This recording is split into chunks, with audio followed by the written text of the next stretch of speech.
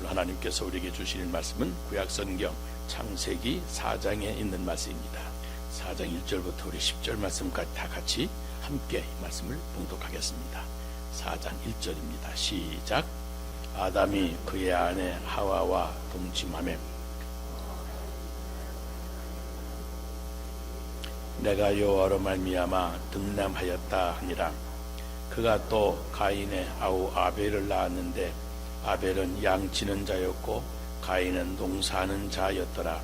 세월이 지난 후에 가인은 땅의 소산으로 제물을 삼아 여호와께 드렸고 아벨은 자기도 양의 첫 새끼와 그 기름으로 드렸더니 여호와께서 아벨과 그의 제물을 받으셨으나 가인과 그의 제물은 받지 아니하신지라. 가인이 몹시 분하여 안색이 변하니 여호와께서 가인에게 이르시되 내가 분하여 함은 어찌 됨이며 안색이 변함은 어찌 됨이냐. 내가 선을 행하면 어찌 낯을 들지 못하겠느냐. 선을 행하지 아니하면 죄가 문에 엎드려 있느니라. 죄가 너를 원하나 너는 죄를 다스릴지니라. 가인이 그의 아우 아벨에게 말하고 그들이 들에 있을 때에 가인이 그의 아우 아벨을 쳐 죽이니라. 여호와께서 가인에게 이르시되 내 아우 아벨이 어디 있느냐. 그가 이르되 내가 알지 못하나이다. 내가 내 아우를 지키는 자 아니이까. 이르시되 내가 무엇을 하였느냐. 내 아우의 핏소리가 땅에서부터 내게 호소하느니라. 아멘. 1954년에 미국의 오하이주에서 열렸던 세계적인 골프 대회가 있었습니다. 여기에 아놀드 파머라고 하는 당시 25세 청년이 나가서 1등을 해서 세상을 깜짝 놀라게 했습니다. 1등을 해가지고 환호가 막 올라가고 박수를 치고 모든 사람들이 환호를 저지를 때 그때 군중들 저 뒤에서 10대 어린 잭 니콜라우스라고 하는 소년이 그 뒷전에서 마음에 굳게 결심을 합니다. 나도 커서 저렇게 세계 골프계의 왕자가 되리라. 굳게 다짐을 한 겁니다. 그대로 세월이 흘러서 1960년도에 가서 미국에 또 골프 대회가 있었는데 그때는 파머가 1등을 하고 니콜라우스가 2등을 했습니다. 그 후에 계속해서 둘이서 경쟁을 하는 나머지 결국은 니콜라우스가 나이가 많은 파머를 이기게 됩니다. 어떤 때는 파머가 이기고 어떤 때는 또 니콜라우스가 이기고 두 사람이 그대로 경쟁을 무려 10여 년 동안을 계속한 것입니다. 이제 한참 동안의 세월이 또 지나갔습니다. 1992년 당시 62세였던 아놀드 파머하고 당시 52세였던 니콜라우스가 마침 대결을 하게 됩니다. 모든 사람들이 지켜보면서 뒤에서 한 가지 걱정을 한 것이 있었습니다.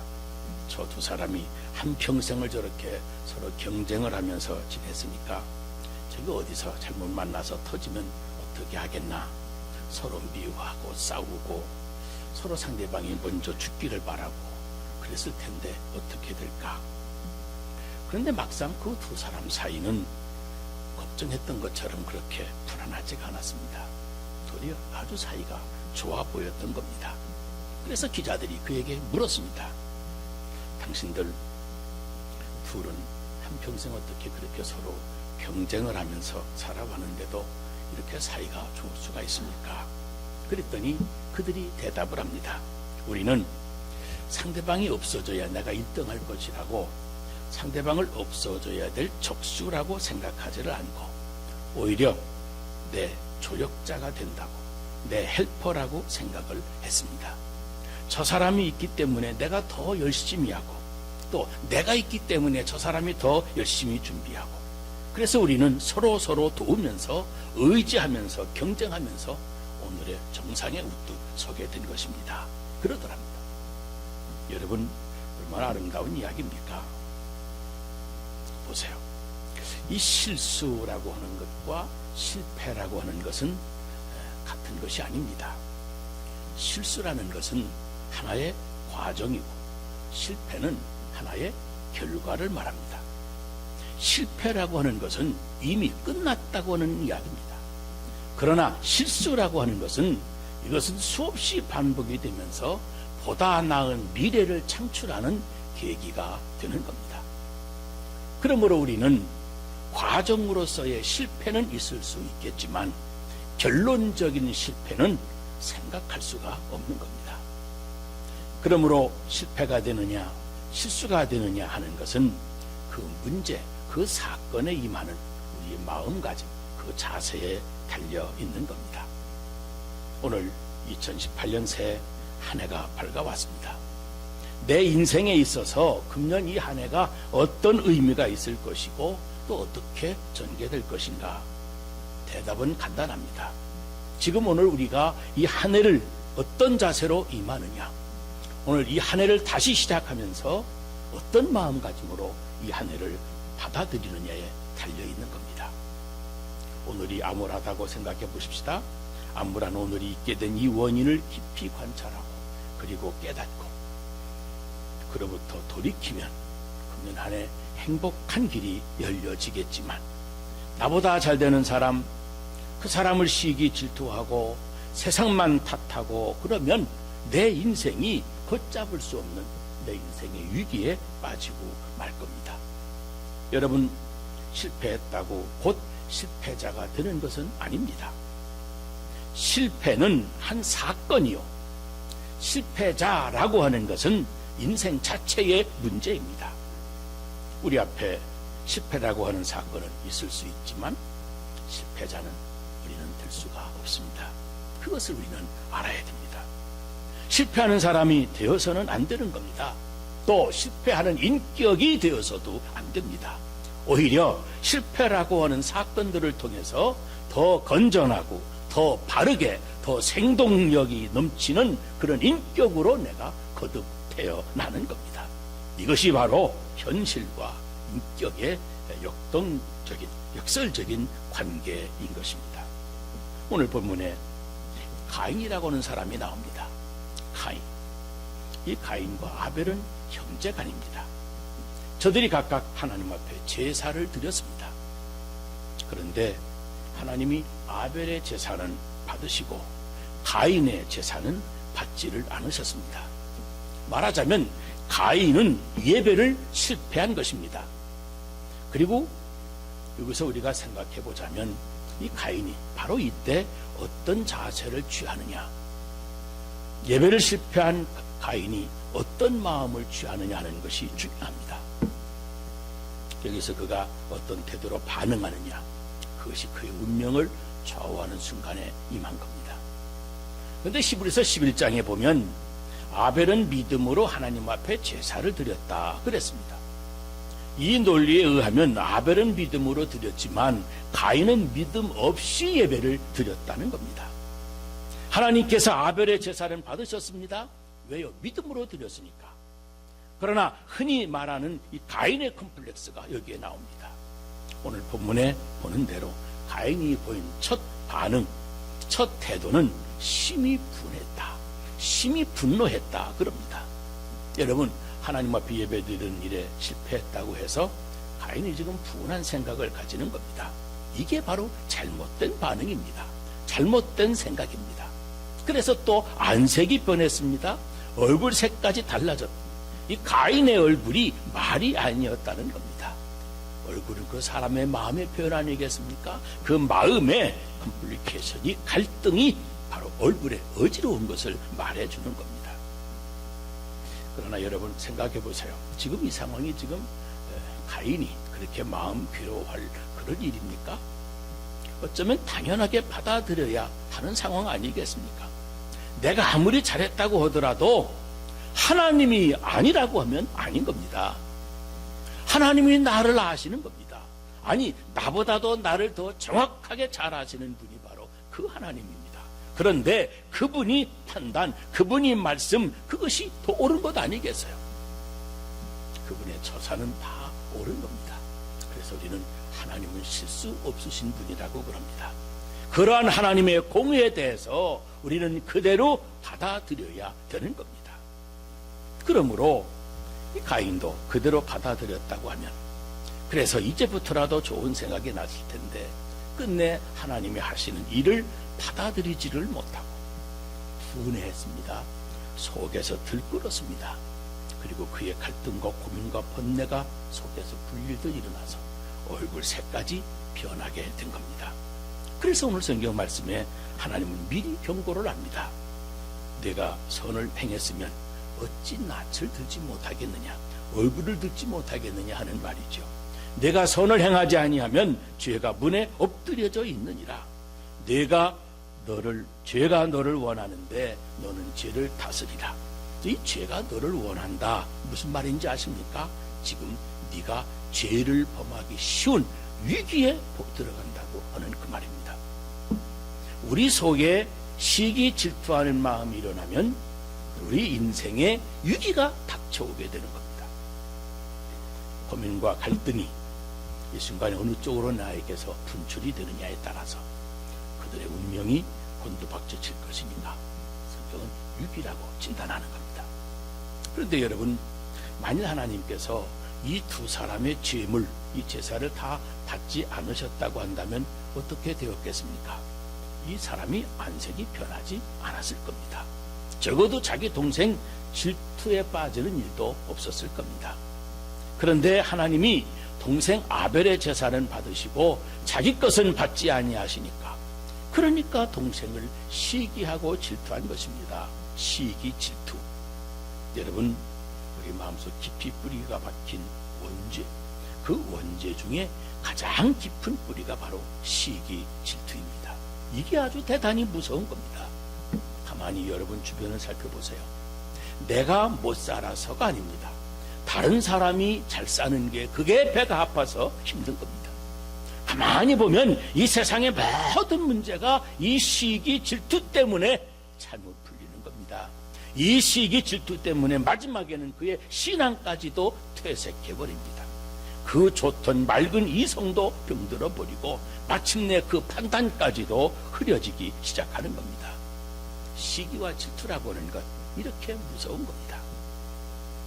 가인은 책임 전가의 대상으로 아벨에게 그 생각이 붙잡히게 됐습니다. 사실 내 문제는 내 문제입니다. 그게 다른 사람의 문제가 아닙니다. 또 내 문제가 다른 사람 때문에 그런 것도 아닙니다. 그 어떤 누구 때문도 아닙니다. 오직 가인이 자기의 제사가 하나님께 상달되지 아니한 것은 하나님과 가인 두 사람과의 관계이지, 하나님과 그 사람과의 관계이지 누구와의 관계도 아닌 겁니다. 가인도 지금 하나님이 안 받으셨으면 하나님 앞에서 내가 무엇이 잘못되었는지, 무엇을 어떻게 고칠 것인지를 깊이 생각해야만 했었습니다. 그런데 왜 아벨을 생각하고 왜 아벨을 시기하고 질투하고 살해하려고 했는지 모르겠습니다. 하나님이 아벨의 제사를 받으셨다, 안 받으셨다, 그건 하나님이 알아서 하시는 일 아니겠습니까? 동생 아벨 때문에 자기 제사를 거절한 것이 아닌 겁니다. 하나님 앞에 홀로 서서 하나님 앞에서 자기를 내어놓고 진실하게 고백하고 하나님의 정정당당한 판단을 받을 일이지, 왜 자기 기분이 나빠가지고 얼굴 안색까지 안 좋아졌는가 하는 겁니다. 이 이타적인, 이 타인지향적인 판단을 행한지, 그래서 이 가인은 아주 위험한 생각에 빠져 들어갑니다. 자기 책임을 잃어버리고 무책임하게 다른 사람 때문이라고 스스로 자기 인생의 위기를 지금 조성하고 있는 겁니다. 여러분, 공산주의 혁명이라고 하는 것이 도대체 뭡니까? 50년, 70년 동안에 많은 혁명을 일으켰습니다. 그 모든 혁명이라고 하는 것의 기본 철학은 바로 내가 못 사는 이유가 다른 사람에게 있다고 하는 겁니다. 거기서부터 공산주의 사상이 나오는 겁니다. 내가 가난한 것이 저 부자 때문이라고, 우리 플로레타리아의 어려움이 저 부르주아 사상 때문이라고 생각을 하는 겁니다. 그리고 내 문제가 아니고 사회적인 문제로 보편화시켜버립니다. 그게 사회 문제라고, 세상 문제라고 따돌려 덮어놓고는 결국 내 책임을 없다고 주장하는 겁니다. 그 사람들을 보면 인간이 아주 달라져 있습니다. 공산주의 속에서 살면 불평과 원망과 불만, 그래서 모든 것을 다른 사람에게로 또 다른 사회에게로 돌리고 마는 그런 인간이 되고 마는 겁니다. 다시 말하면 무책임하고 아주 불성실하고 게으르고 이런 인간이 되어버린 겁니다. 여러분은 어떻게 생각하십니까? 우리가 남의 얘기할 것이 아닙니다. 내가 오늘 이렇게 어려운 현실에 닥달린 이유가 누구 때문이라고? 가끔 보면 누구 때문에 내가 오늘 이렇게 되었다고 많이 책임을 전가하지 않습니까? 무슨 사건이 터졌을 때 총체적인 위기이다, 사회적인 문제다, 그렇게 말하고 있는 동안에 여러분, 그 뒤에 비밀한 한마디가 있습니다. 내 자신의 책임은 아니라고 비겁하게 자기를 변명하고 덮어놓고 있는 겁니다. 그러나 여기에서는 절대 해결이 안 됩니다. 모든 책임이 나에게 있다고 하는 걸, 그것을 우리가 알아야 됩니다. 생각해 보세요. 하나님이 가인의 제사를 거절하신 이유가 아벨 때문입니까? 아벨은 하나님 앞에 바로 살았고 믿음으로 살았고 믿음으로 제물을 드려서 하나님이 가인과 함께 그 제물을 받으셨습니다.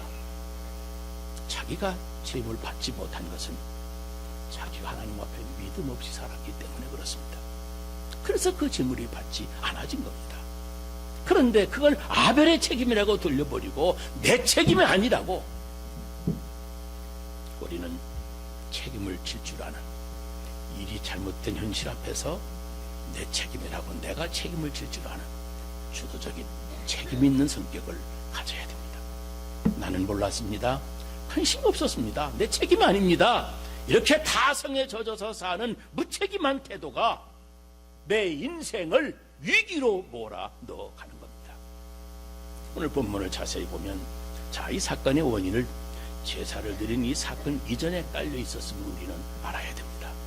제사 한번 잘못 드려서 하나님이 그걸 거절하신 것이 아닙니다. 도대체 가인이라고 하는 이 사람은 믿음이 없었습니다. 믿음 없는 생활을 하다가 오늘에 와서야 한 번 제사만 드린 겁니다. 그래서 그의 제사를 하나님이 받지 않으신 겁니다. 또 하나는 오늘은 이 제사를 거절당하는 현실로 가인이 미쳤습니다.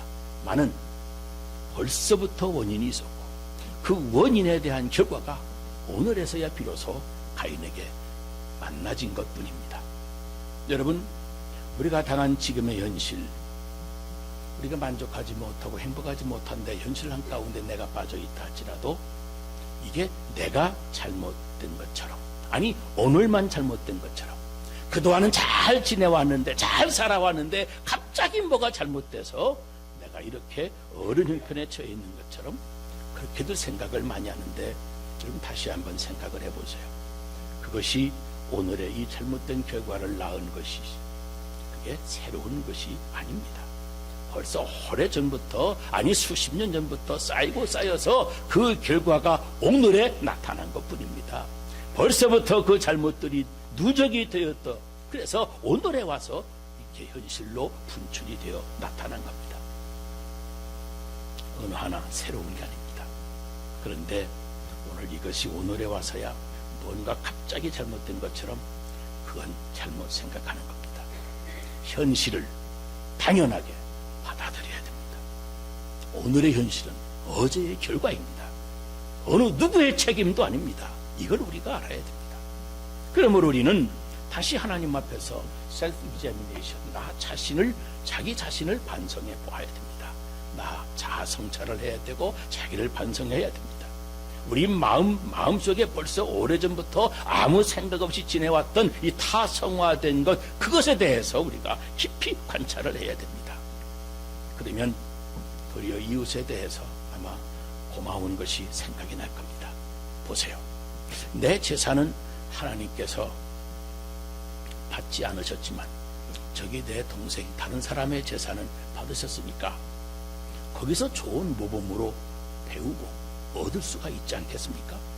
만일 가인과 아벨이 아까 말씀드린 골프 선수들처럼, 아놀드 파모와 니콜라우스처럼 서로 시기 질투하고 없어져야 될 사람이라고 원수시하지 아니하고 서로 사이좋은 고마운 사이로 생각을 한다면 아마 가인이 동생을 찾아가서 그럴 겁니다. 내 제사는 하나님이 안 받으셨는데 어떻게 돼서 하나님이 내 재산을 받으셨냐? 그 좋은 방법을 좀 가르쳐주라. 그러면 형님 이렇게 해야 됩니다. 이렇게 해야 될 것 같습니다. 나는 이렇게 했습니다. 그렇게 서로 협력을 해가지고 다시 제사를 하나님께 드렸다라고 하면 하나님이 안 받으셨을 리가 없습니다. 두 사람 다 얼마나 아름다운 형제로 축복받고 행복한 생활을 살았겠습니까? 그런데 그만 가인은 저 아벨이 없어져야 된다고, 아니 죽여야 된다고 그렇게 생각을 한 것입니다. 왜 그랬는지 모르겠습니다. 그 얼굴이 그렇게 변할 만큼 동생을 시기하고 질투하고 미워하고 마침내 살인죄를 범하고 만 겁니다. 여러분, 세상에 죽어야 되고 또 죽여서 해결된다고 하는 것처럼 무서운 것이 없습니다. 아시는 대로 히틀러는 유대인 600만 명을 죽여서 역사의 문제를 해결하려고 하다가 끝장났습니다. 저 캄보디아의 폴포트는 지성인만 골라서 300만 명을 죽였습니다. 들린 바에 의하면 그것도 지성인만 죽였습니다. 화이트 칼라라고 하는 것, 이걸 놔두고서는 도대체 내가 정치를 할 수 없다고 모조리 다 죽이는데, 소위 안경 쓴 사람, 손이 깨끗한 사람 다 죽였답니다. 이 손끝에 붓을 잡은 흔적이 있는 사람은 모조리 다 잡아다가 자관 300만 명을 죽였다고 하니까 얼마나 많이 죽였겠습니까? 여러분, 그렇게 하고서 이 사회주의 국가를 세우려고 했으니 그 역사가 오래 가겠습니까? 여러분, 죽여서 문제를 해결하고 사람을 제거해서 해결하려고 하는 이 가인의 얼굴은 부정부패 척결이라든지 척패청산이라고 하든지 무엇하고 명분을 내세우든 이거는 근본적으로 잘못된 겁니다. 그게 가인 컴플렉스입니다. 혼자 그렇게 해결될 수 있는 것이 아닙니다. 이것은 자기가 스스로 하나님 앞에 먼저 바로 살려고 하는 자기 개혁이 먼저 있어야 되는 겁니다. 예수님을 보세요. 겟세마네 동산에서 기도를 하십니다. 많은 사회적인 모순과 부조리한 사건들 앞에서 그는 하나님 앞에 홀로 무릎을 꿇고 기도하셨습니다. 내 뜻대로 마시옵고 아버지 뜻대로 하옵소서. 하나님께 모든 문제를 위탁했습니다. 아버지께서 내게 주신 잔을 내가 마시지 않겠느냐? 아주 간단하게 생각했습니다. 다시 말하면 하나님과 나 사이에 있는 그 어려운 십자가를 내가 그대로 받아들이겠습니다 하는 기도입니다. 여기에 신앙인의 생명이 있습니다. 여러분, 더 이상 누구도 원망하지 마세요. 누구를 비판하고 저주하지도 마세요. 아니, 누가 없어져야 된다고 그런 생각도 하지 마세요. 그들도 우리와 함께 있어야 됩니다. 그리고 우리는 내 책임을 깨달아야 됩니다. 다 함께 주님의 뜻을 기다려야 되는 겁니다. 2018년 이 한 해 여러분이 맞닥뜨린 불만스러운 오늘의 현실 앞에서 그 책임을 다른 누구에게 전가하지 마십시다. 나보다 잘 되는 사람 옆에 있어도 하나님 앞에 무엇인가 인정받는 것이 있어서 그가 잘 되는 것일 텐데, 하나님이 잘 되게 해주신 사람을 시기 질투하지 말고 먼저 나 자신의 삶을 하나님 앞에서 돌아보고 그리고 고치고 새롭게 마음 먹고 출발하는 그런 여러분이 되시기를 주의 이름으로 축원합니다. 기도하겠습니다.